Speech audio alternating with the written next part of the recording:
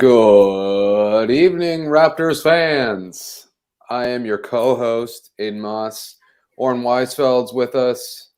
We just watched a roller coaster of a game with the Toronto Raptors beating the Giannis-less Milwaukee Bucks 117-111. It looked like Toronto was going to run away with this. Well, actually, it looked like Milwaukee was maybe going to run away with this early.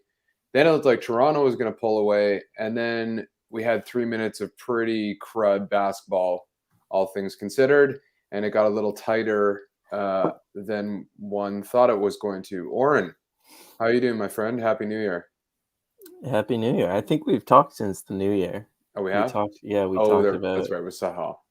Yeah. Okay. But Well, as I said, I was off to a great start to my 2022. I was feeling good, and then Ontario all of a sudden came with this lockdown. Not gonna lie, I did not factor it into my 2022 plans. I had big plans, did you? What's huge one plans. of them?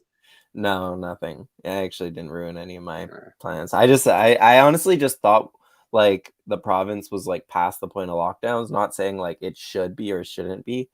Because we don't do politics on this show, but I was just like, all right, if he's not going to do it before Christmas, he's not going to do it. That was kind of the logic. And then it just one morning I wake up and bam, we're back in lockdown. Wasn't expecting it. But other That sounds than like that, that sounds like a subtle critique. Anyway, I'll critique him explicitly. He's the worst, most reactionary fucking person, Doug Ford. But anyways, the point is, I've had a couple days to digest it now, and I think I'm back on track. 2022, looking up. And you're not in your parents' basement now, so like that's a win, right? That's true. That's true. Yeah, I can lock down by myself at my own place. So that's right. nice. Yeah. All right, let's talk Raptors. That's another good part of the year. They're playing well. We're healthy. Yeah. Like healthy. That's it. Go ahead. Yeah. And then the chemistry also. It's just every game, I feel like, especially that starting unit, it's just coming along. It's getting better and better every game.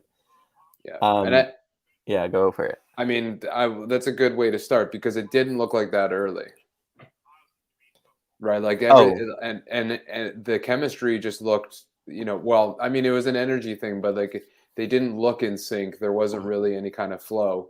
But then we saw in the third quarter that synergy come back. What was going on in that first half? Just kind of, the back-to-back, the travel? Well, I will say that offensively, the chemistry was pretty good in the first half, right? Like both teams were scoring the ball really well. True. The Raptors couldn't get a stop, but I at least both things were scoring really well. In terms of the defense in the first half, though, I noticed some mistakes with guys being overly aggressive, and then guys like there was one where Precious thought he got fouled on the offensive end, and then he argues the call, and then instead of getting back, he's arguing the call, so his guy just sprints down the lane. So then like Pascal has to take his guy, and then no one recovers to Pascal's guy, and it's like an open corner three. So there was like a good amount of that kind of stuff going on in the first half, but also credit to the Bucks, like they were hitting a lot of just threes. They were hot. And I had this in my notes, like people criticize Nick Nurse's defensive system a lot, and when they're losing, obviously, because we haven't heard a whole lot of it recently. But remember at the beginning of the season, it was a huge point of talk where it was just like, it's too aggressive, like dial it back, all these corner threes. This, I thought, was a really good example of a game where they stuck to it. They kept taking away the rim the entire game. They were letting threes happen, but as will happen with most NBA teams, the Bucks in the third quarter just couldn't hit a three after a really hot first half. They went 0 for 8 in the third quarter from three, and that's kind of when the game turned on itself. Was just like the Raptors didn't do that much defensively in terms of the system. The execution was better, but in terms of the system, they kept taking away the paint, kept living with kind of those corner threes, and the Bucks just stopped hitting them. Yeah. It's certainly a kind of a live and die. I mean, several of those threes in the first half were just better shots, right? Mm-hmm. But then I think another part of those open shots were just I don't want to say laziness, but like you said, a lack of execution, like not 100% effort. And in the third quarter, they tightened that up, and the rotations were as we were used to, and the closeouts were stronger. Um, and the trapping down low also was more intense. So like there was all of a sudden a wall of three Raptors, and the Bucks were having trouble getting the ball out and swinging it around. Whereas in the first half, that was less a problem. So I feel like that to me was just the contrast of the first and second half was, yeah, the Bucks just started missing, but also that I think overall the energy from the Raptors D was much higher. Yeah, no, it's a good point. They would like, especially in that fourth quarter, there was a stretch where Gary Trent Jr. with like 5 minutes left hit a three, but up to that stretch where that was basically the dagger, they were just winning all these 50-50 balls. Yeah. And like Fred was digging in. Fred had that incredible block that we'll play later. Gary Trent Jr. was digging in and getting these steals. And then like the defense of Pascal, and I thought Barnes had a pretty good bounce back game after not being that great defensively yesterday. So yeah, you're right. Like the effort was there, and then also credit to the bench, because although they did not score, like people are having this conversation on Twitter, like all we need the bench to do is get the bench to score, and then the Raptors will be good. Well, look who's coming off the bench. Like these are not scorers. The way that the Raptors have a rotation right now is that four guys coming off the bench, none of them are scorers, with the exception maybe of Boucher. The rest are like defensive grinded out kind of players. Yeah. So and they're rotating it so that a couple starters are always on the floor, and the starters are going to have the ball in their hands. So you can't really blame the bench for not scoring. But I thought they gave a really good energy boost this game, and they were good defensively, and the offensive rebounding was also big. Yeah. But Champagne had another strong game.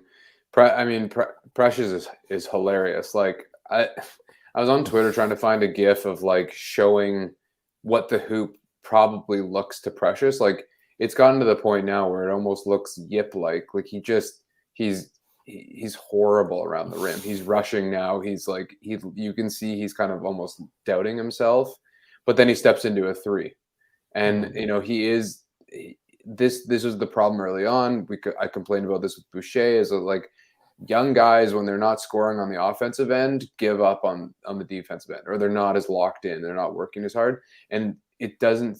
Precious is not having that issue. Like he's doing what we need him to do defensively and in transition and hustling. And if he's going to miss those layups, he's going to miss those layups. But as long as he's giving us all that other stuff, I'm happy with it. Mm-hmm. Yeah, I thought it was definitely his best game since coming back from COVID. He played the most off the bench, more than Khem Birch for the first time since the protocol stuff. And yeah, it's an adventure with him, because I do feel like this season, as it went along, the game slowed down a bit for him. But now, ever since he went out with COVID and now he's being reintroduced, I feel like there's like an adjustment period where right now it just looks way too fast for him on the offensive end. Like a lot of those missed layups were just out of control things where he's driving to the rim, but he picks up his dribble too early, or he's off balance with his shot. And I didn't think that was a huge problem for like a good stretch there before the COVID protocols. So honestly, I've liked more I've seen more good than bad from Precious this season for sure in terms of his development. Like my friend was texting me, why didn't the Raptors pick up Boogie Cousins, right?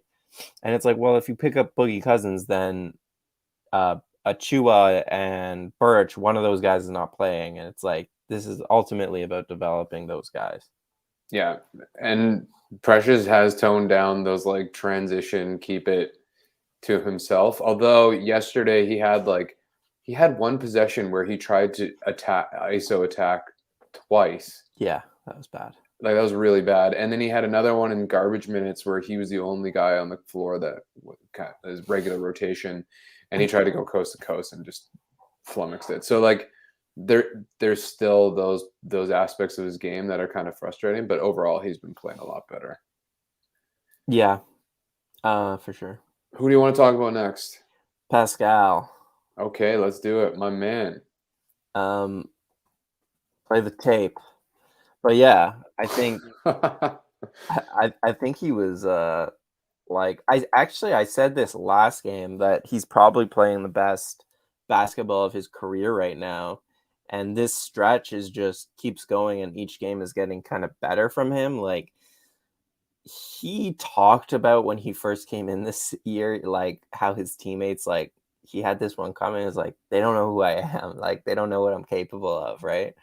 Because it's such a That could different go team one this of year. two ways. Right, but it feels like now everyone's figuring each other out, and like the team is just starting to make a lot more sense. And like I think Pascal, his shot selection has been really, really good. Like he's either taking wide open threes that he can step into and comfortably take, like no more pull up threes, which probably is like that's never happening.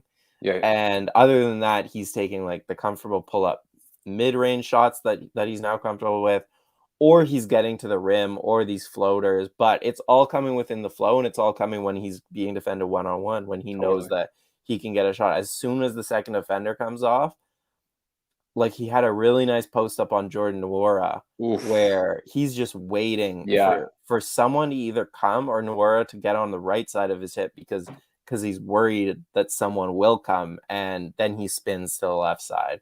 So yeah, like talk about someone who the game has slowed down for. Pascal is like picking apart defenses in a This is way the he one. never has. Yeah. Yeah. He just totally. Yeah. And like I talk about a box score stuffer. Like this is getting ridiculous where every game he's on like triple double watch pretty much. really all four guys. No, all four guys had like stat stuffers. Gary, Fred, Pascal, they all. But yeah, you weren't here yesterday, but I promoted my all-star bid for Pascal that I wrote for the Raptors Republic, and I deep dove on that mid-range specifically, which is like he's decreased um, um, his frequency, but increased his accuracy. Like he's just everything's tighter, and you can see it in his confidence. His 3-point shooting, like you said, he's dialed that back as well. And really, that's been the only flaw offensively for him so far this year. And in the last 2 games, he's 4 for 6.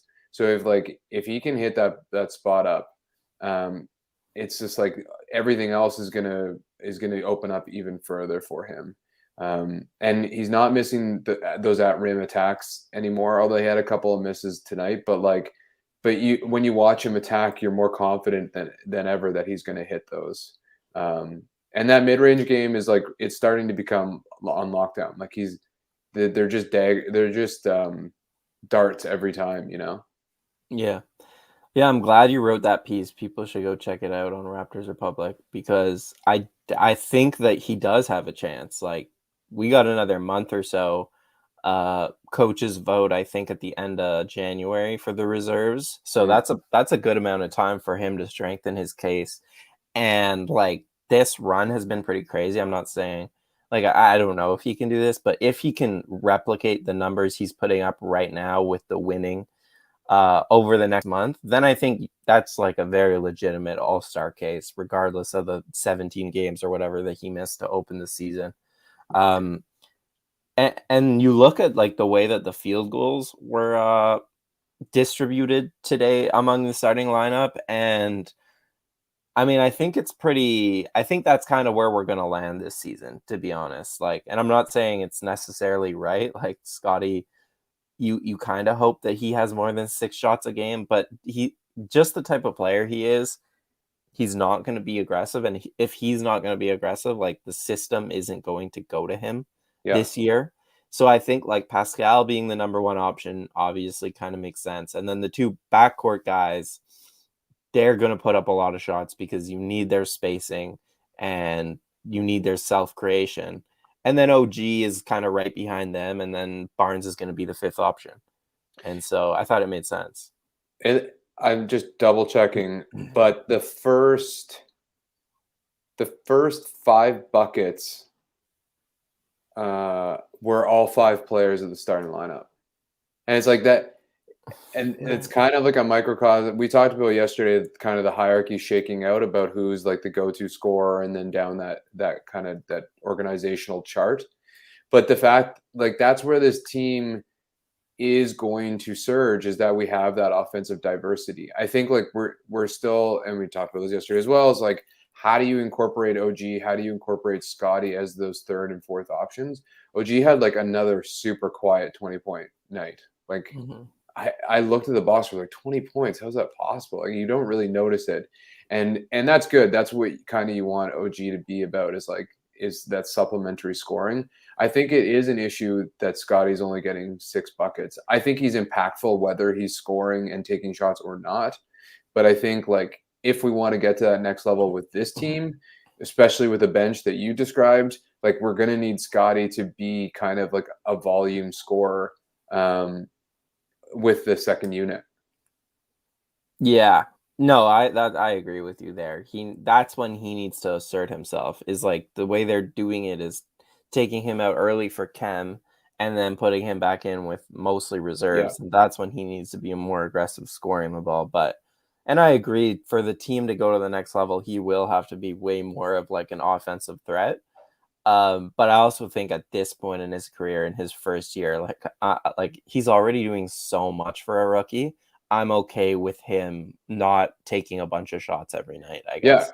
I actually don't think it's on him. I think it's on the system. And again, like this is game 3 of having everybody, or game 2 of having everybody back. So it's going to take some time to figure out who gets the reps and where. And like you said, it's Scotty's nature to defer. And so that's why it's on Nurse and the staff to figure out how to exploit him.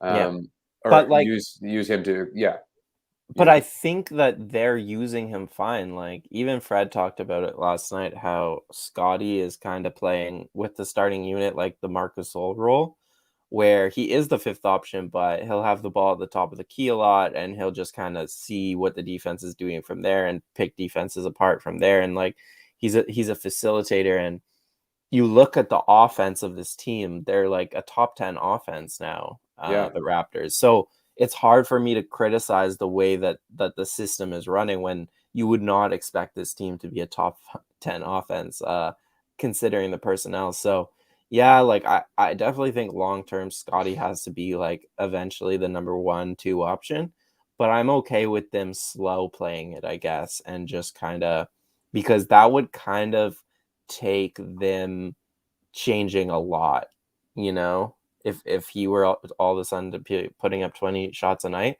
that would take them changing quite a bit of the offense. It's not even necessarily shots, but also just playmaking generally.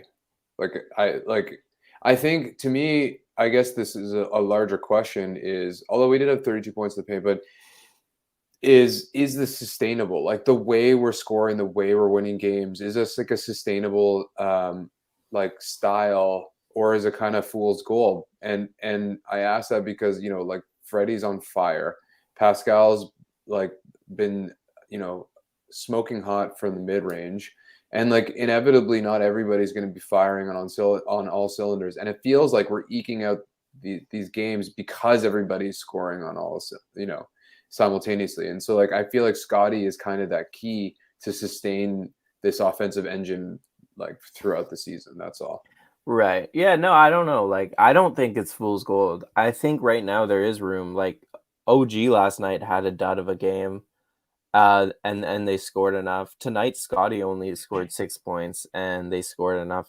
So like, yeah, Fred's not going to play this well all season.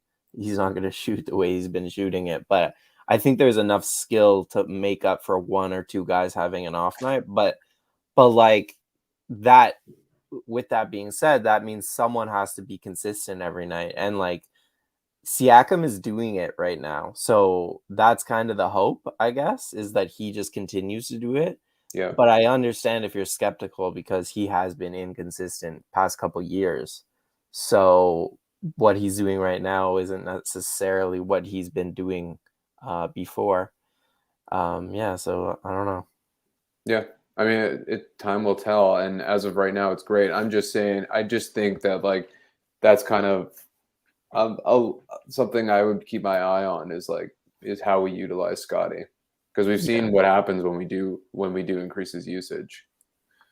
Yeah, he's efficient. I think he's very efficient. He's gonna be efficient if you give him like a decent amount of shots, he's going to figure out how to turn that into an efficient shot diet, no matter, and that's different than most guys on this team. So he has that going for him for sure. Are we worried? Are we worried about? Oh, also that like that 1 footer leaner he had at the beginning of the game was pretty sweet. Yeah, right this here. nice timing, Don. Damn. Yeah. I don't even think it was intentional. Like looks like he like the fake pass threw him off balance. He Yeah. almost like He traveled, but almost traveled, yeah. yeah, but it's still pretty sweet. Like this is the kind of easy stuff that I'm talking about, right? Like it's the same thing with Pascal in the post, and no one comes to double. Like Scotty, when he got called for that offensive foul against Middleton, which is bullshit. It's like he can do that to basically, including Portis, guys that are 6'9" and smaller, Yeah. if not bigger. And so I feel like, I'm talking playoff basketball. Like that's the kind of stuff you want to go to when things kind of like the last 5 minutes of this game when we're just jacking in isolation. It's like Scotty's an easy guy to run the offense through. Yeah, that's where I think your argument holds up is like in the regular season, I think what they're doing is fine because I think enough guys are going to have it going on each night to where they'll be fine. But I think in a playoff setting, that's when, and even at the end of the game tonight, you saw the problem with the Raptors. They have one guy who can like effectively dribble the ball up the court and get into a set with enough time on the clock. And that's Fred, and that's not enough guys, right? I So mean, it could be Scotty though. yeah, but his dribble, I don't trust it right I now. know. But I But mean, yeah, it depends who's guarding him, right? If it's Bobby Portis, it doesn't really yeah. matter. But yeah, that's what I'm saying. Like in the playoffs, you can't do this. You Yeah. can't do the by committee thing to the same extent. It just doesn't work. You need a guy or two to rely on, and that's definitely the Raptors. Like that's why they aren't a contender is because they don't have it. And I agree with you that Scotty, if anyone, I believe in Scotty's ability to be it in the next few years, but not this season. I think Abby here hits it on the head. Like, and that's why I was so excited the last 2 games. Is it didn't look like that. Like Gary was making the extra pass. Fred, or I have found that OG and Pascal have that cross court from the low post dunker spot to the weak side pass. Like they're really looking for it constantly. And then we kind of just bogged down in the fourth quarter. That's going to happen. I'm optimistic that we'll get past that because it has looked like that we're a much more natural fit than I would have thought, as opposed to everybody trying to get theirs. Yeah. So Yeah, that part of it, I think, like the Raptors have also been playing pretty banged up teams. So I think a guy like Pascal looks at who's guarding him and says, like, unless you double me, I'm gonna just score, yeah, and that's where a lot of that ISO stuff comes from.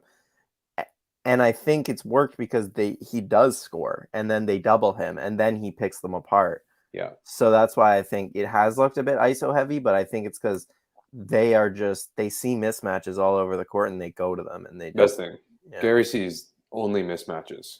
He's like mismatch, like tinged glasses. Yeah, Gary's moves are really predetermined, which like frustrates me sometimes, but then it doesn't matter a lot of the times because he'll just hit like a sidestep three with And someone right in his face. and timely ones too. That's a thing. It's just like Yeah. it's like when like we've never really had that guy where well DeRozan was that guy, but like Yeah. we haven't really had that supplementary scorer who's just like, here, we got 5 seconds left, go do something. So I mean, it is nice to have, even though he's not the most efficient. Yeah, Uh, I was looking into the clutch numbers the other day, and Gary is by far their most efficient clutch guy on a smaller volume than like Fred or Pascal, but he is the most efficient guy in the last 5 minutes. yeah, he's got cojones. Yeah. Are we worried about Khem, or is this just like rust? Yeah, I mean he's not like looking to shoot at all. He was 0 for 1. That's the only issue. But I think the defense is fine, and that's kind of what he's in there for. Like he can't be this passive because it ruins the offense at times. But I think he's playing good defense and he's making good passes, so I'm not worried. I'm not I worried just think either. Ken is like Khem is just who he is, and he's the person you have to upgrade before this team goes to another level. But for what it is right now, it's kind of the same old Khem. I see. I don't think it's the same old. I think we know. I think we've seen optimal Chem, which was last year, and I think like that's why I'm not worried. I think there's just like Litmus is saying, there's a lot of rust, and And it's also, more talent around him than well, last year, that's what right? I said yesterday. Is that like I think I was saying to Zarar, like I think he doesn't know where to go as much as he did because before there was only basically two scorers at any one time, and he was the roller in the middle that like could do the push shot or do the weak side pass. Now it's like he's by far the fifth option on almost any lineup, and I think that's kind of throwing him off as far as how he fits into that chemistry. Yeah, yeah. I just don't think he's gonna take a shot when he has all these talented guys around him. And then, like you said, the roles aren't there because often he's playing with like Scotty, and Scotty's in the dunker spot already Yeah, when Kem goes to set the pick. So yeah, I like that push shot he showcased a lot last year. Like that was a pretty efficient source of offense. But I also like when he's on the floor, I'm not like feeling any urge for like Kem to get more shots up. You know, like no, no. I like the other guys He shooting the looks ball. out of sorts, is all. I think like he looks a little like he's dropping the ball a little bit. He's not, Oh yeah, well yeah, I did notice that like his dribbling is actually the worst on the team, probably. Like well, him yeah. and Boucher. Like when Kem gets a rebound and tries to do anything other than immediately give it off, it's like always a turnover. It's amazing. I do like that he does look to pass though. It's Yeah. like someone like Baines or like even Precious would just like looks to go back up, which is a good attitude. But and Birch maybe does it too much, but he looks to pass right away, which I do appreciate. Yeah. Any other Raptors you want to talk about? Any other Raptors? Champagny with another almost perfect game. He was plus 16 tonight. Yeah. Not really. I think OG, if he's okay with this role, then I'm okay with it, is kind of where I'm at. And like OG is a pretty unique guy, so fair enough. But he has so much talent, I think, that is not being utilized on the offensive end. Yeah. But if he's okay with taking 10 shots a night, then like fine. Ultimately, this is probably the role that he will be on a championship team. This is the role, but this isn't a championship team, so I would totally understand if OG wanted more shots and stuff. But I also see no signs of him being angry or anything like that. I So also if he's okay, it's cool.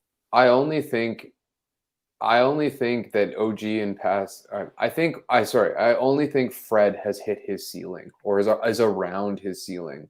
I Mhm. think Pascal's got another level, and maybe not a huge one, but OG has a massive level if like available to him.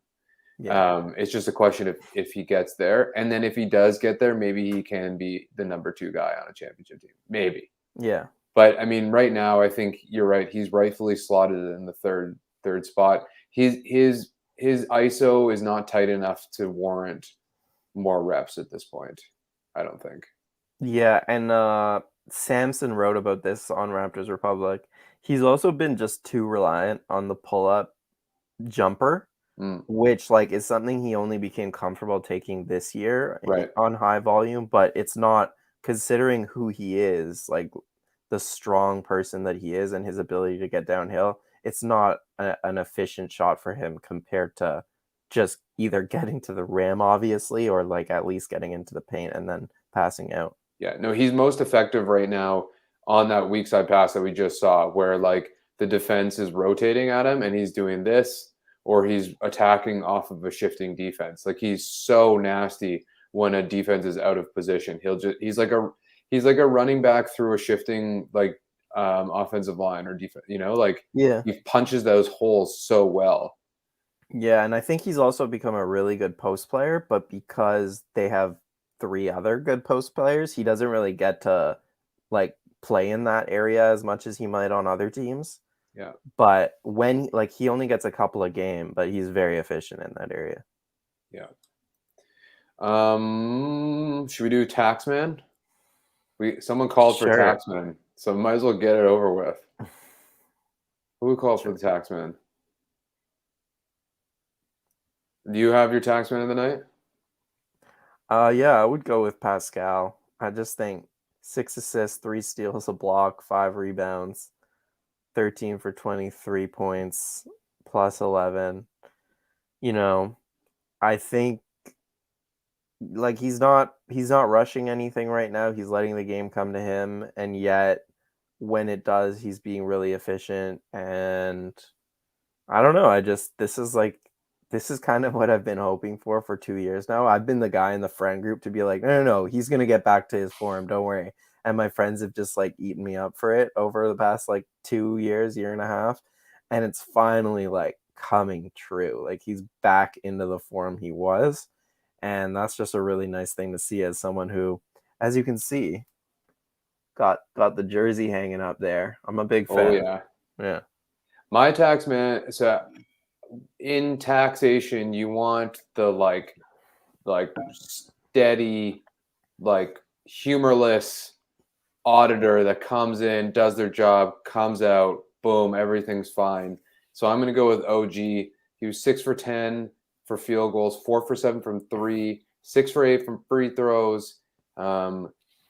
He had 3 turnovers, which is a little unlike him, but otherwise, just like a very solid, consistent night. So he's going to be my tax man. Our tax man of the night is sponsored by CanAmTax.com.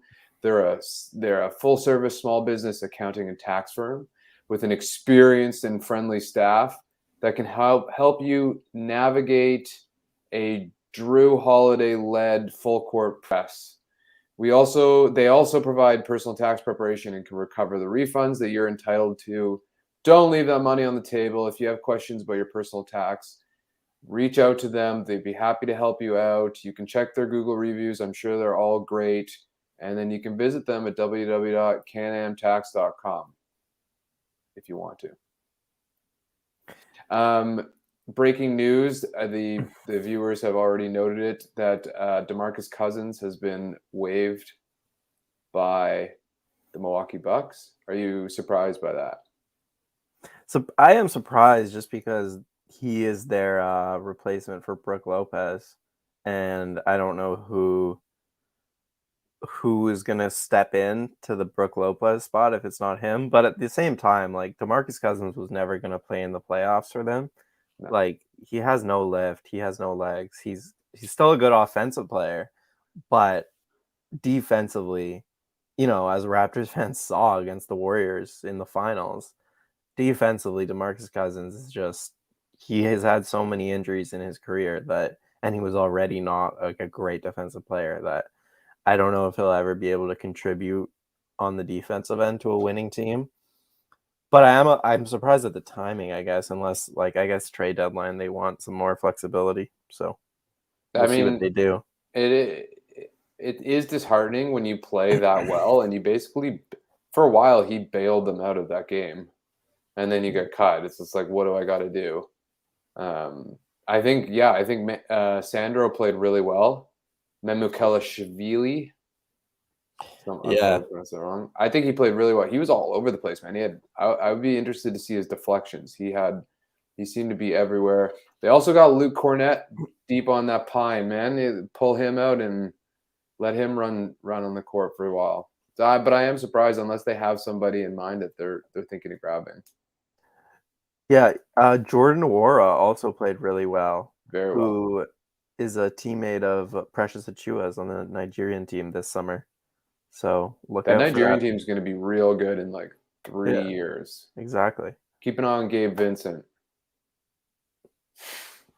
True. He's shooting well. Yeah. Shooting it well. From the Bucks perspective, though, like same thing happened last game. People discredit it because Giannis is out, but beating the Bucks at home with Middleton and Holiday in there it's a tough task. They said on the broadcast how well the Bucks have been playing at home this season, but they're one of the best home teams in the league. So yeah, I just think the Raptors are really rolling right now. Like I said to myself, I speak to myself a lot, like they had the Jazz Bucks back to back right now, and I was just like, you just get one of those, you stay 500, and then you have a little. I think you have the Pistons after that. It gets easier. So they got their one, and I think they're just playing some really good basketball right now, and it's freaking good to see. Spider and Gobert, I don't think are playing tonight, so maybe we'll catch another like injured team. But you Oh, know what? really? I don't give a shit. Like we are so due this. Like Yeah, we exactly. go play like uh worm-fed teams. I think like I'm a little bit nervous because it's like what happens when we play a full team. But we need these reps regardless. So let's take some W's while we can. For sure, like that's been a topic of conversation recently. People being like, "Well, we can't tell how good the Raptors are." And someone even asked Nick Nurse prior to the game, like, "Can you get a good read on your team, considering how banged up your team has been and other teams have been?" And he's like, "I don't really care. Like, I'm just trying to like focus on our group and like Yeah. get better. Like, it's not about comparing at this point of the season." And that's where I'm at too. Like, they're clearly getting better, and that's all that matters. Like it is definitely hard to like compare them to like the Eastern Conference and like the other teams in the East, but all that matters is like the Raptors are on an upward trajectory, and you can't say that about every team in the East. And so Michael Grange just tweeted out the Raptors are the 7th seed right now, game Let's and a half go. back of Cleveland, who's a team that is not on an upward trajectory, for example, right, with all their injuries. So I just think like they're heading in a good direction. I agree. And there are enough losses that we didn't get because of injuries or COVID that like this is just like righting the ship that way. So Yeah. I'll take it. Let's get to some film and then We we'll get to also some have no questions. fans, dude. Like, Yeah, by the way, I went to the game yesterday just I because know you did. I was very curious. I I was like on here. I was like, yeah, Oren's like one of 1,000 people in that stadium right now. Yeah, I had to check it out once, just to be like if it was worth it as media to go. Answer is it's not. I'm not going to go back until Why they have didn't fans in the Why building. didn't you sit with Masai, man? He was all alone. I know, I wish. But it was very weird, very eerie, very disorienting to be there. Like, I found it really hard to focus on the game because I would see like the Raptor running around like the like stands, and I would just like my eye would go to him because there's nothing else in your periphery, right? So like anything in your periphery just catches your eye. I found a very strange experience, but How close were you? same place. It's like in the 100s, same place I normally sit, which is annoying. I was like, give us front row Oh seats if no shit. one's in the building, you know? But yeah. But I mean, I've sat kind of courtside once because I knew a wealthy person, and like I imagine even in this situation with no fans, you can hear and feel the like strength and intensity of an NBA game. Like I play a ton of ball with a lot of large people sometimes, but like I was just blown away at how physical it is at that level. And so I feel, and you can hear, like I was at the Clippers game and Paul Pierce was talking shit on the bench. I don't think he played a minute, but he's just talking. So you can hear all of that. So I feel like that part of the experience must have been wicked. Honestly, not really. I've also been to courtside games and experienced the same thing, just the physicality and the size and strength. But in this environment, the problem was, and this is why I actually didn't like the experience, like they pump music the whole game, and not Mm, just music, they pump basically a murmur of like clapping and like yeah, like a faint background noise of like what fans would sound like. yeah. And it's just very like it's like a headache kind of. And but the one time that they completely silence the audio is when the Raptors shoot free throws, and then it's you can hear everything. Cool. So that's when you can hear stuff on the court, and the other time is anytime Pascal gets fouled or like fouls someone, he's just screaming, and you can Yeah. always hear his scream over everything. That makes me think of like those older sports games where the fans do like three different things like over again. They're like they're just on repeat. And it's Yeah, like that's that like vague fan noise. Anyway. yeah, yeah. Okay, film breakdown time. Most of these are yours, I feel like. Well, this is yours. Yeah, this is me. This is just This is just cool. Oh no, maybe this is me. This is just it's kind Oh, of like the hold on. stuff we can see. I think with Pascal, I don't know. I think it was just a cool play. It's a broken play. No, Oh this no, is this yours. was This is me, dude. yours. This was me. No, yeah. Yeah. Well, let me see if my point still stands. What the hell is your point?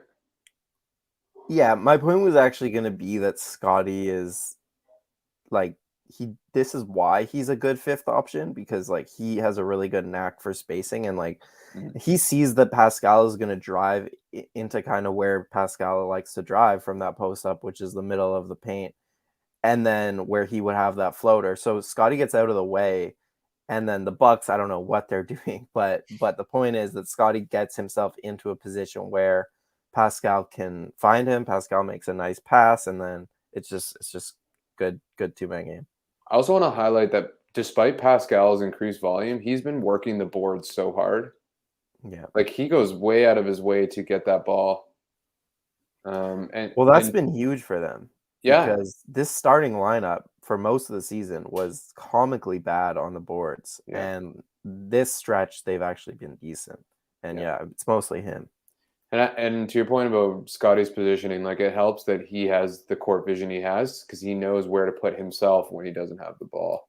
For sure. And as Abby makes another Yeah, good point, yeah, Pascal is really the only one who consistently finds him, yeah. right? Like OG never does, Gary never does. Fred but will also get in his own ISO mode. So Pascal is the only one who will make the right play every single time and find him. Pascal's the only one that's really kind of elevated that playmaking part of his game, though. Like, and to be fair, Fred's 4 feet, so it's like harder. But like, Pascal's like realized that the next level is his playmaking, and you do see that more this year of him just finding guys. Yeah. Yeah, we can move on though. Oh yeah, this is also me. This is just a crazy pass, and it didn't get the respect it deserves because OG basically blew a dunk. I don't even think he got fouled. No, I didn't. But to do this in transition, like to kind of what's it called? Drop off. Yeah, but he just fakes. He fakes what, like he disguises what he's doing extremely well. Where everyone thinks he's going for the layup, and then the very last second he passes it. I So see. that's I good. think I remember watching this play thinking he missed OG for the alley oop. Because like Yeah, as maybe. soon as he gets that pass from Freddie, that's like an easy lob to OG. I thought, but But I think this is still an easy bucket, and that's why people weren't respecting the pass. OG just like flubbed it, but I think he still had enough time to dunk this, like pretty clearly. I don't know. But Sandro's back. I don't know. Sanders I fucking good actually hair. I Yeah, don't love the execution. I mean, yeah. Anyway, whatever. yeah, I think it could have been better executed, but it still highlights how good a passer he is in those like tight corners. Oh, yeah. this is mine. We just had to show it. Come on, man. Like we're talking about Fred's defense in every way except for his weak side blocking, and all of a sudden he does. I don't. It's not talked about enough that he has tree trunk arms. Like his swiping and like ripping the ball from dudes is almost unlike anything I've seen, at least from a guy like of that kind of stature. Yeah. He had another one tonight, I think, where he just like he strips the ball so cleanly so often. And like the fact that he doesn't really jump that high, but he gets Sandro at the at the peak, and a lot of that's just like his strength. He's got that like that low center of gravity strength that enables him to go up and not get bounced off when he goes up. Yeah, you know that like drill where like you basically sit against the wall, but you're not actually sitting on anything, and you have to put your hands out like Yeah, that. wall sits. It's also a yoga thing, but like sometimes I think about that when Fred always has his hands up throughout the whole game, and he's literally the minutes leader in the NBA. And I'm just like, your arms have to be exhausted, but they're so strong. Coaches, you say that to kids all the friggin' time. Keep your hands up. And it's like, it's kind of one of those things where it's like 9 out of 10 times your hands up are probably not going to do anything, although they like make things look more intimidating than they really are. But the other part is that there's that moment where you're going to get your hand on the ball. and that's, Fred does those little things so well, and that's why he's leading the league in deflections. Yeah. I'm writing a little bit about Fred for All-Star just in my 5 things this week, and it's just like I honestly think after DeRozan, Yeah. I think he's the most deserving. I don't know. That's where I'm at. I'm sick of this conversation. Like, what are we doing here? Well, but I'm talking starter. Like Trae Young is very, very, very good, but the guy is a waif on defense, and their team's worse than Toronto. Like, what are we talking about here? I guess Harden. Yeah. But Harden had a really bad start of the season too. And he's not so efficient. That's why he has 5 turnovers. I think it's close with some of those other guys. You can make an argument either way, but the fact that we're arguing whether or not Fred is an all-star is kind of silly to me at this point in the season. Like, he's been the Raptors' best and most consistent player all season, and they're starting to win some games.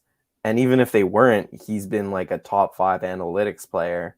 So in the league. Yeah, like, let's just stop arguing the all-star stuff. But that's what I'm saying. I'm at the point now where I'm arguing him as a starter. I think that's fair. It's a fair argument. Yeah. But I mean, it might depend on where the Hawks finish too, right? But the thing is, like, points per game gets rewarded so much, and Trae is just like a bucket, as they say. I know. Anyways.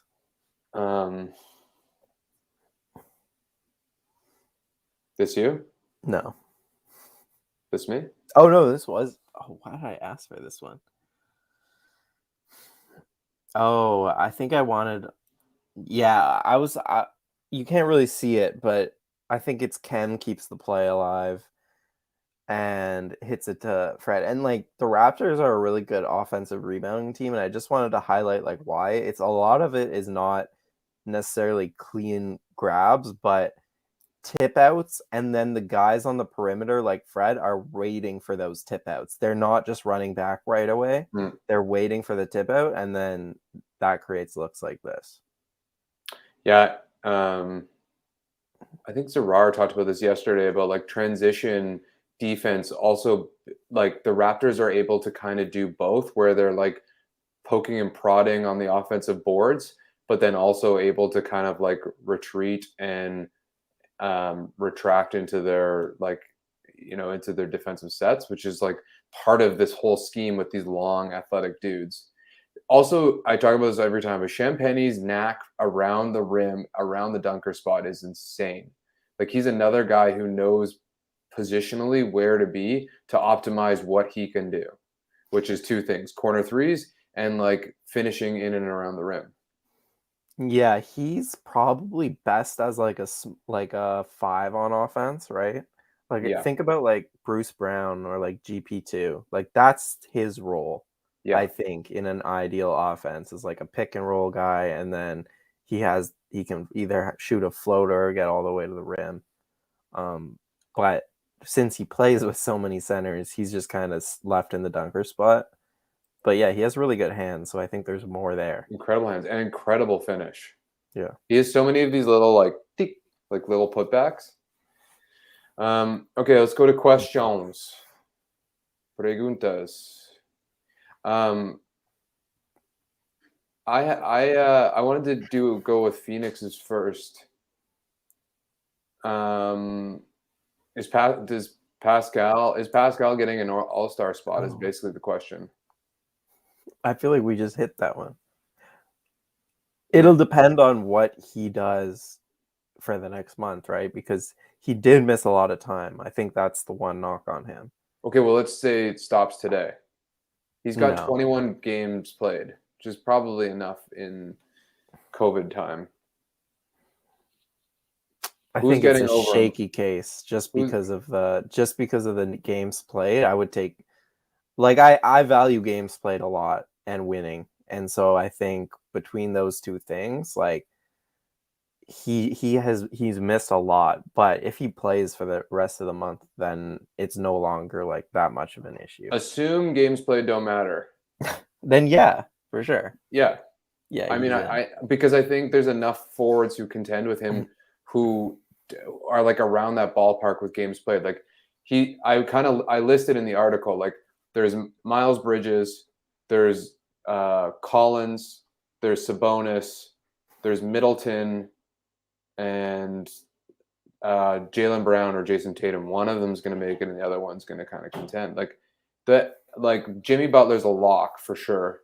So I don't know that any of those guys like are as strong as two-way players as Siakam is, or have the same volume or like offensive responsibility, except maybe like Tatum. Well, I guess Sabonis does, but he doesn't play good defense. Like there's always there's a knock. Anyway, it's an interesting debate that, like Phoenix is saying, it's an interesting debate that doesn't really seem to pop up at all.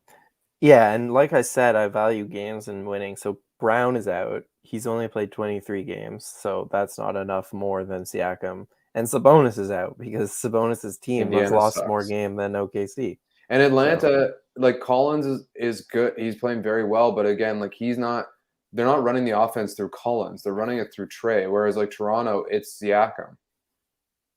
Yeah. Yeah, I haven't really looked into it, but it's interesting. All those names are not really fancying my tickle or whatever. Tickling your fancy? Yeah. You want to choose a question?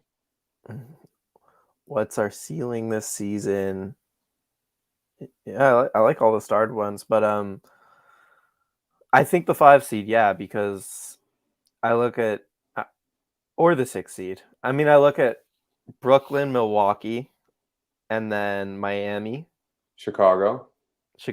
Exactly. Those are the 4. Philly is interesting, but I would have them as the 5. So I think the 6 seed is wide open. Like Cleveland, I don't think is going to stay there. And then I don't trust any of those teams. Like Atlanta is the one that would scare me to pass the Raptors if they go on a streak. But I don't really trust any of those teams, like the Bostons, the Charlottes of the world. So I think a 6 seed, and then I think like best case scenario is a 5 seed because Philly I don't trust either. I just think they are going to do something at the deadline to at least get something to improve their team. I think Charlotte will too. The Raptors are sellers on the opposite hand. Well, if they have anything to sell, but yeah, not like big sellers, but just like they're not going for it. They're not throwing a bunch of picks in like one of the Boston or something. Totally. Or Charlotte. I think Charlotte. I think Charlotte takes Turner. Like that just kind of makes sense to me. He shores up a lot of what they need. Plumlee is Plumlee. Hell, I'll take Plumlee. Yeah. But yeah, I do think Charlotte's. You're right. There's teams that are going to be more aggressive that think they're in a position to compete and are going to make a move. Yeah. And Toronto is going to bide their time. I think 5th seed makes sense. I think realistically, a 7th seed is like a pragmatic. I mean, ceilings aren't supposed to be pragmatic, but I foresee a 7th seed. I think 5th is their ceiling. Yeah. This is a good one. X's and O's.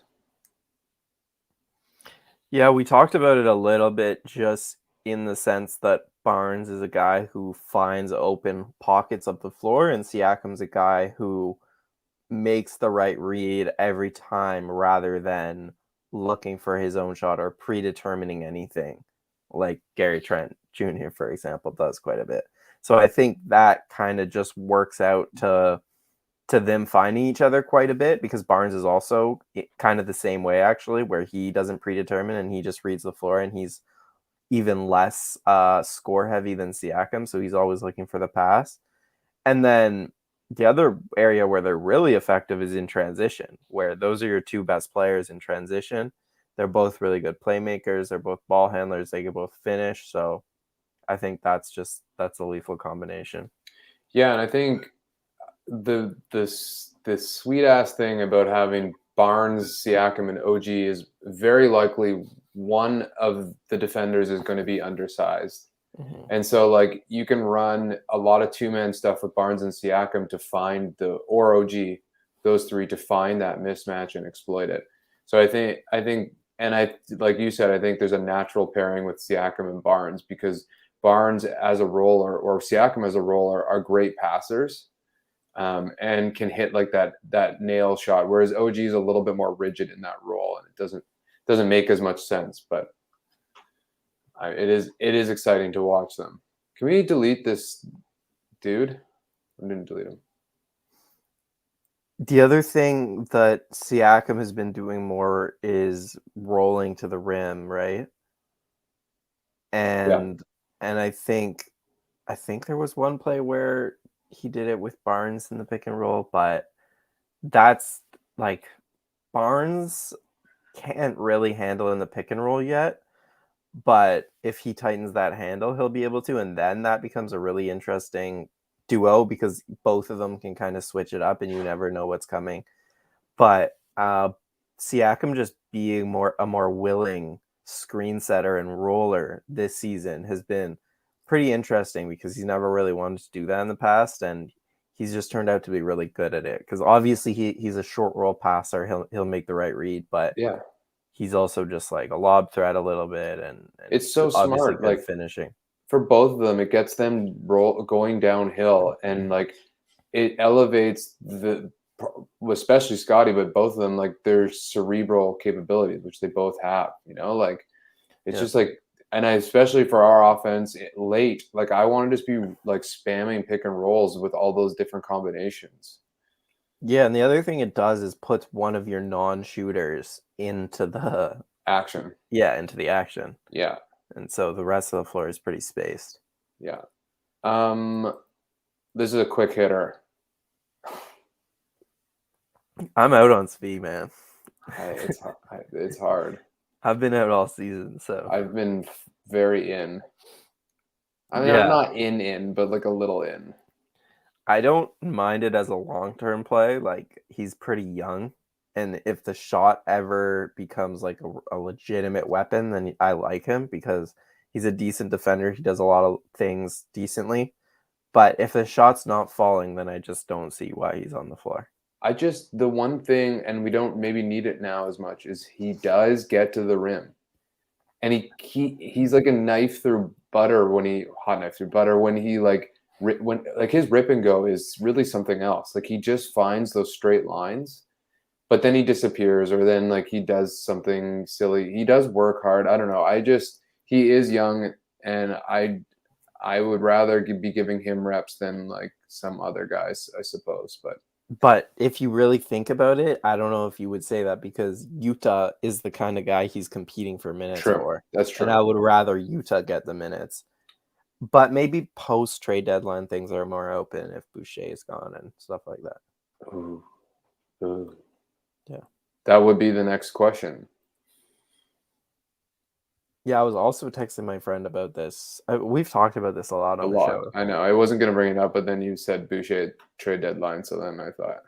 Yeah. I think like they are a skilled big away from like being a real contender, but I don't want them to just go get a 7-footer for the sake of getting a 7-footer. That won't fix anything. Older Raptor fans will recall that we went like 4 years in a row without acquiring that power forward that we so desperately needed until we got Ibaka. Like there's a precedent to wait and wait and wait and wait and wait and seize on the right player at the right potential time for our team. So I wouldn't get too hot to trot on anything happening. You mean until we paid DeMarre Carroll $80 million? That's what you really mean? Oh, that would really hurt. But yeah, that wouldn't really hurt. Man, that really could have been a difference maker. Like that's kind of a sliding doors moment if DeMarre Carroll's like a real player. Yeah, for sure. Let's not go there. I really wanted Kenneth Faried too. That's really Masai's only miss in free agency. Yeah, but I think he fooled everybody. Also, that was like when everybody was like had a raging hard on for threes, and there was like none in the league. True. At least we didn't sign Chandler Parsons. Aren't they still paying for Chandler Parsons? They probably see that are. Recently? I think they just pay for his tab in like Caesar's Palace. Like they just run it right to Dallas. Yeah. You choose one more, and then I got to go have dinner. Okay. Did you guys talk about? Yeah, we've talked about the bench thing, the no point guard thing.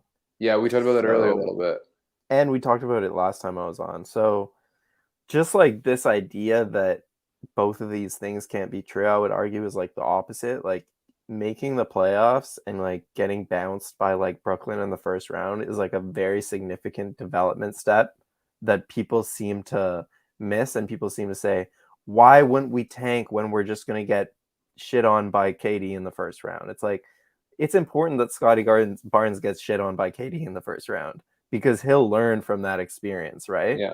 So I just think like best case scenario, they sell whatever at the deadline and they still have enough juice to get into a 7-game playoff series. And because that's just a good learning experience. Totally. And you see teams that do tank over long periods of time and do get good players like the Sacramento Kings, and nothing comes of it.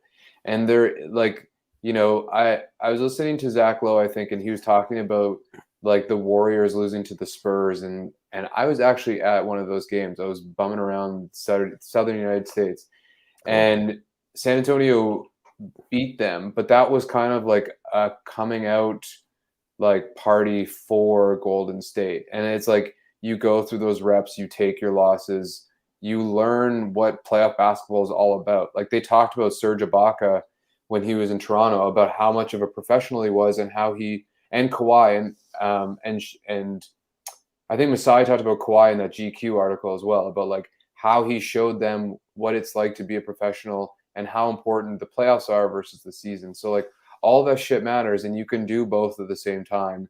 And then when you are popping, that's when you do make the move. So I agree. I don't think it's binary, but in a sense it's developmental, because I don't think everybody's at the peak of their powers yet.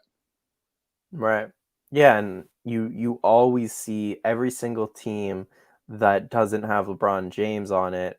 I forget which podcast I was listening that made this point. Maybe it was the same podcast. But every team that slow builds it has to go through the bumps before they win the championship. Like, even you look at like Miami or the Suns, like they got far, but neither of them did it the first year that they were like good. You always have to take these bumps in the playoffs in order to overcome them. And the Raptors did that, even though DeMar was gone. Like Kyle and Pascal and Fred, those guys all lost in the playoffs before finally winning it all. So Gasol did it in Memphis. Yeah. Ibaka did it in OKC. Yeah. It's huge. Two things. One, Biz is not available. He's in Phoenix and had like a filthy line yesterday, I'm pretty sure. Yeah. And two, I wasn't comparing them to Golden State. I was saying what Oren more eloquently said, which is that if you look back at teams who won that weren't LeBron-based teams or like veteran superstar teams, they have like a 4-year, like look at the Bucks is the most recent example. We are a good example of that. Like you go through your lumps, you get there, you get tested, you flunk out, and then the point is experience. Exactly. And so like, but you can't do that if you're always developing and rebuilding and stuff. Like that's not to say you go all in, you just do both. It's complicated is basically what we're saying. For sure. But just to wrap up, like, I think that is the name of the show. Yeah, I think like if you're a Raptors fan, you should be pretty happy with the way that this season has gone, at least when the Raptors have been healthy. And like, because I was texting someone about this the other day where they're like, I heard, like, I used to be a fan, but I heard the Raptors have been bad since the championship season. It's like they had one bad season in Tampa, one. That's literally how spoiled we are. We had one bad season. Now we're above 500 again. So I don't think like you should look at it negatively, and I think they're really well positioned to be good for the next 5 years. Yeah, we forget that if COVID doesn't exist, like that's probably an Eastern Conference Finals team. I mean, that team was the second best record in the league. It's so counterfactual, but like they were there, they would have made a move, and who knows? Like Pascal was balling, And on a side note, that's my one biggest thing is that they should have made a move that year, but that's beside the point. Yeah. Oh, right. That was post deadline, I guess. Yeah. Was it? They just liked the team, and they were the second. They wanted Giannis, right? That was pre Giannis. That was Giannis free agency. Yeah. But I was going to say something else, but I forgot, so we'll leave it there. Cool. So thanks everybody for viewing. That was like our season high, I feel like. Well, we had some big ones earlier on, but for 2022, that's our high of viewership. We hit about 250 there. Don, can we get the schedule up, por favor?